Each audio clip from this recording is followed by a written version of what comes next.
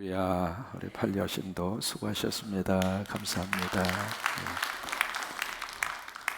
어제 요절의 말씀 71절이었죠. 71절 같이 고백합니다. 고난당한 것이 내게 유익이라 이로 말미암아 내가 주의 일들을 배우게 되었나이다. 아멘.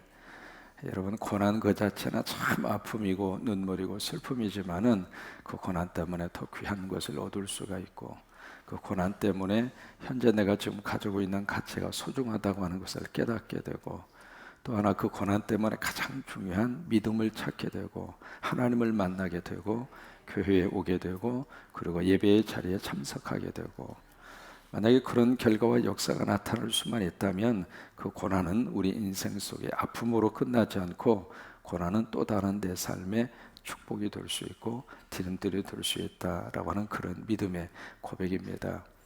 이제 그런 감정들은 우리 주변 속에 굉장히 많습니다.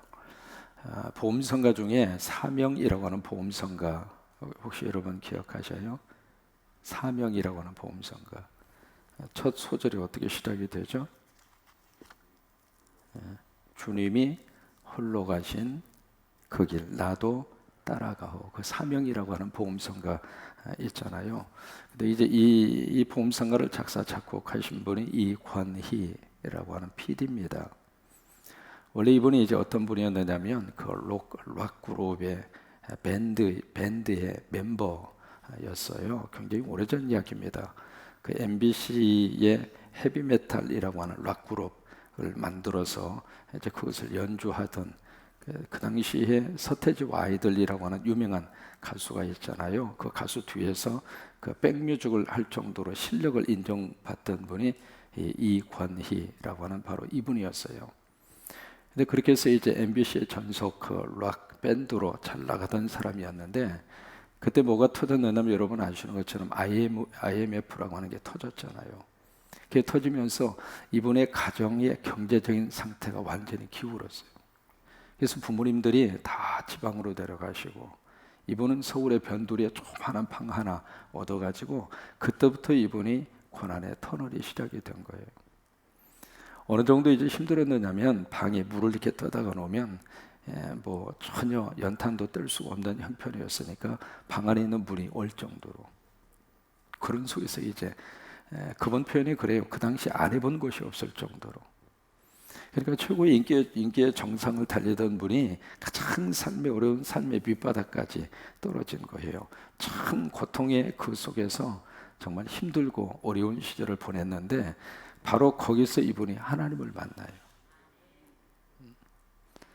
그게 참 소중한 거예요.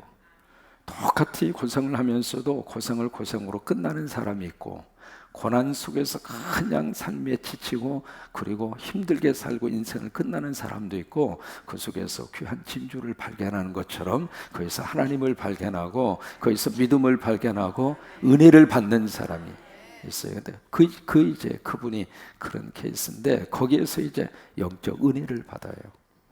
그래서 그분이 만든 복음성가 중에 그 사명이라고 하는 복음성가, 그렇게 해서 탄생이 된 거예요. 참 묘한 게, 사람의 깊은 감동을 주는 작품이나 사람에게 깊은 감동을 주는 모든 것들의 뒤에는 고난이 있습니다. 그래서 도스토옙스키가 그런 이야기 합니다. 눈에 눈물이 없으면 영혼의 무지개를 볼 수 없다. 그래서 하나님이 때로는 우리 눈에 눈물을 허락을 하시는 겁니다. 어느 목사님이 이 고난의 의미를 어디서 깊이 깨달았느냐면 시골에서 목회하면서 깨달았어요. 이렇게 보니까 거의 대부분 모든 조류, 새들이 알을 언제 낳느냐면, 새끼를 언제 부화하느냐면 대개 봄에 부화합니다. 꿩도 그러고 참새도 그러고 비둘기도 그러고 그 다음에 종달새도 그러고 또 하나 닭도 그렇습니다. 거의 대부분 새들이, 조류들이 거의 이제 봄에 그렇게 이제 부화를 해서 새끼를 낳거든요. 근데 병아리도 마찬가지입니다.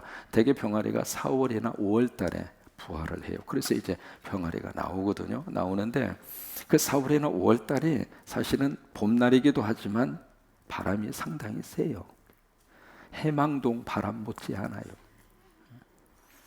그래서 이제 차가운 바람이 세게 부는 때가 그 4월달, 5월달이거든요. 근데 이 병아리가 세상에 태어나서 너무 추워. 너무 추우니까 그때 이제 엄마 깃털 그 속으로 들어가서 보호를 받기도 하고, 또 하나 이 병아리가 너무 추우니까 그때 이 병아리가 삐약삐약 그런 거예요. 나 살기 힘들다고. 몰랐죠. 그래서 병아리가 삐약삐약 그러는 거예요. 세상에 나와보니까 이게 이렇게 살기가 힘드냐고, 너무 춥다고. 그래서 삐약삐약 병아리가 이제 그런다는 거예요. 그런데 그 4월달, 5월달에 태어난 이 병아리들은 그 고난 속에서 힘있게 자라요. 그래서 되게 그런 병아리는 대개 9월이나 10월달쯤 되면 알을 낳습니다. 근데 이게 엄마가 좀 게으름을 피워가지고 새끼를 늦게 낳아. 그래서 7월이나 8월달쯤에 태어나는 병아리가 있거든요. 이 병아리는 태어날 때 너무 좋아요. 행복해요. 춥지도 않죠. 뜨뜻하죠. 만사가 오케이야. 그런데 이 병아리는 겨울이 되면 견디질 못하고, 그 모습을 보면서 참 고난이라고 하는 것이 이런 의미가 있구나라고 하는 것을 그 목사님이 느꼈다고 하는 거예요. 그래요. 살다가 보면은 고난에 바람이 불 수도 있고 한파가 몰아올 수도 있고, 여러분 그렇잖아요. 추운 겨울에 매서울 정도로 너무 추워서 그 추울 때 이렇게 몸을 움츠리면은 더 추워요. 딱 어깨를 펴고 추워도 나는 견딜 수 있다. 그래야 감기도 안 걸리고, 그래야 씩씩하게 나아갈 수도 있고, 그런 거죠. 추위 앞에서 모든 것을 자꾸 이렇게 위축을 하면은 묘하게도 그 추위가 우리 몸속에 이상한 흔적을 남길 때가 많아요. 저는 처음에 한국에 와서 참 힘든 것 중에 하나가 겨울이었어요. 제가 살던 동네는 영하권으로 내려간 적이 없습니다. 항상 이제 봄 날씨처럼 이제 그런 날씨 속에서 살다가 겨울에 이제 한국에 딱 왔는데, 세상에 무슨 겨울 옷이 있습니까? 그런 옷을 입을 필요가 없었잖아요. 근데 이 추위가 완전히 뼛속까지 들어올 정도의 추위, 그것을 내가 그때 뼈저리게 느꼈어요. 근데 이제 몇 년 살다가 보니까 이제 몸도 적응이 돼서 애지간한 추위 가지고는 괜찮아요. 견딜만 해요. 근데 이게 추운 겨울이 오면은 그 추운 겨울 너머에 뭐가 있느냐면 따뜻한 봄이 있습니다. 그걸 보고 추운 겨울을 이기고 사는 거예요. 밤이 깊어지면 깊어질수록 그 밤으로 안 끝나잖아요. 그 밤이 지나고 나면 뭐가 와요? 새벽이 와요. 그런 것처럼 깊은 밤은 우리 삶 속에 무엇을 느끼게 하느냐면, 새벽이 가까이 오는구나, 새벽이 드디어 내 삶 속에 다가오고 있구나, 그것을 알게 하는 거예요. 그러니까 밤을 보내면서도 새벽을 기대하는 사람은 밤을 이길 수 있는 거예요. 근데 밤을 보내면서도 새벽을 잊어버리고 새벽을 기대하지 않는 사람은 그 밤 때문에 자기 인생이 너무 힘든 거예요. 여러분, 경기도 마찬가지입니다. 불경기가 막 시작이 되잖아요. 그러면 불경기가 끝나고 나면 그 다음에 뭐가 와요? 호경기가 오는 거예요. 여러분 그렇잖아요.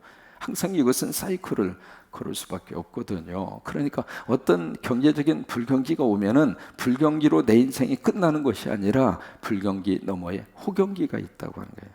잘 될 때가 있다고 하는 거예요. 그것을 보고 불경기를 이기고 사는 거예요. 그런 의미에서 오늘 71절의 말씀이 오늘 여러분들 속에, 우리 삶 속에 하나님의 축복으로 마음속에 새겨질 수 있게 되기를 바랍니다. 우리 민족적으로도 지금 마찬가지입니다. 참 어려운 시기를 우리가 지내고 있습니다만은 이 고난이 오히려 우리 민족에게 축복이 되기를 원합니다.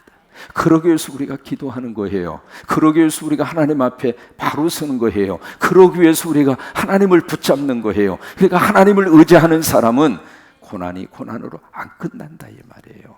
고난을 통해서 하나님 우리를 역사하시고 새롭게 만들어 주시고 그렇잖아요. 오늘 73절에 보시면은 그렇게 말씀이 시작이 됩니다. 주의 손이 나를 만들고 주님의 손이 나를 세우셨사오니, 말씀이 그렇게 이어집니다. 그러니까 주님의 손이, 하나님께서 나를 만드시고 하나님께서 나를 세우셨사오니 내가 깨달아 주의 계명들을 배우게 하소서. 여기 보시면 하나님이 나를 만들고 계시고 하나님이 나를 세우셔요. 이것이 창세기의 신앙입니다. 창세기 1장 1절을 보시면 태초에 하나님이 천지를 어떻게 해요? 그게 신앙의 출발입니다. 이 세상의 모든 것이 저절로 이루어졌다, 이것은 성서적인 신앙관이 아닙니다. 우리가 세상을 바라볼 때 그 세상의 모든 것을 만드신 분은 하나님이시다. 그러니까 그것이 바로 믿음의 출발이거든요. 하나님이 만드셨다. 지구도 하나님이 만드시고, 별도 하나님이 만드시고, 나무도 하나님이 만드시고, 옆에 있는 분도 하나님이 만드시고, 나도 하나님이 만드시고, 이것이 신앙의 출발이에요. 그래서 가장 첫 번째 성경의 문을 확 열면서 하나님의 음성이 바로 그거예요. 내가 만들었다. 그 중에서 하나님이 모든 것을 다 만들어 놓으시고 나서 하나님의 평가가 바로 무엇이었느냐면 보기에 좋았다. 이게 하나님의 평가입니다. 하나님이 만드신 것은 다 보기 좋아요. 마귀와 사탄이 만든 것은 다 보기 안 좋아요. 그러나 하나님이 만드신 것은 모든 것들이 다 좋게 보려고 하면 다 좋은 거예요. 하나님이 만드신 내 아내도 좋고, 남편도 좋고, 자식도 좋고, 그 다음에 성도도 좋고. 그러니까 주님이 만드시고 주님이 세우시고, 이 귀한 축복이 우리 가운데 충만하시게 되기를 원합니다. 예수님이 12제자를 부릅니다. 부르면서 그때 예수님이 하신 말씀이 있어요. 내가 너를 사람을 낚는 어부가 되게 하리라. 그러니까 예수님이 만들어 주시겠다는 거예요. 예수님이 그렇게 되어져 가도록 역사하시겠다고 하는 것입니다. 여러분, 교회 안에만 있으면 예수님이 우리를 천국의 백성으로 다듬어 가세요. 원한 부분이 있으면 깎아주시고, 부족한 부분이 있으면 채워주시고, 그래서 하나님의 사람으로 인격도 다듬어 주시고, 말투도 다듬어 주시고, 억양도 다듬어 주시고.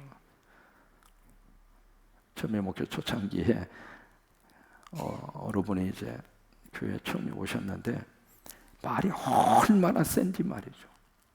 어디서 오셨어요? 그랬더니 부산에서 오셨대요. 그래서 그때 제가 부산 말이 이렇게 알아듣기가 힘든가, 네, 그때 좀 느꼈어요. 그런데 목소리도 크고요, 억양도 얼마나 큰지 말이죠. 이분은 평소에 이야기하는 것이 마치 한바탕 싸우겠다고 하는 그런 어투예요. 그런데 말이죠, 그런 분이 함께 쭉 신앙생활하면서 그 마음속에 하나님의 은혜를 담아주시는데, 제가 한국에 왔잖아요. 왔는데 처음으로 그분이 제가 목회하는 곳을 오고 싶어서 한국에 오셨어요.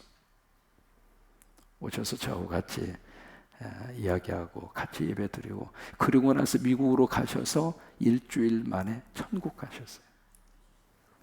이번에 미국 가셨는데 잘 가셨다는 연락이 없어요. 그래서 이상하다 싶어서 전화를 드렸더니 그게 저하고 마지막 전화였어요. 천국 가시기 직전이었어요. 가시게 대화하면서 이제 나중에 장로님이 되셨거든요. 장로님 만나서 참 행복했습니다. 그 장로님도 아니 목사님 뵙고 와서 행복합니다. 천국에서 만나요. 그리고 천국 가셔. 교회 안에만 있으면 하나님이 다 다듬으셔요.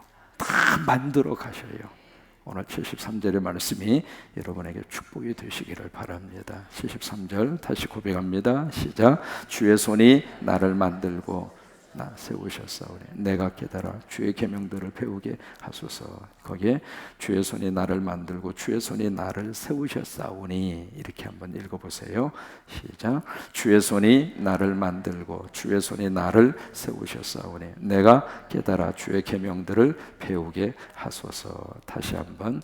주의 손이 나를 만들고 주의 손이 나를 세우셨사오니 내가 깨달아 주의 계명들을 배우게 하소서. 다시 한 번만 하실까요?